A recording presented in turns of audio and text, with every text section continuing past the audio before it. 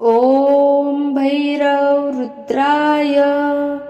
ॐ महारुद्राय ॐ कालरुद्राय ॐ कल्पान्तरुद्राय ॐ वीररुद्राय ॐ रुद्ररुद्राय ॐ घोररुद्राय ॐ अघोररुद्राय ॐ मार्तण्डरुद्राय ॐ आनन्दरुद्राय ॐ ब्रह्मानन्दरुद्राय ॐ चण्डरुद्राय ॐ प्रचण्डरुद्राय ॐ दण्डरुद्राय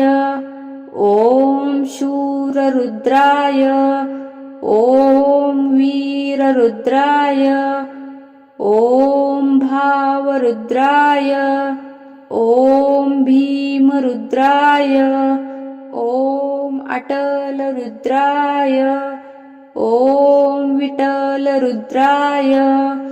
ॐ सुटलरुद्राय ॐ महाबलरुद्राय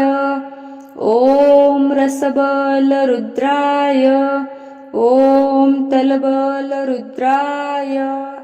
ॐ पाताळरुद्राय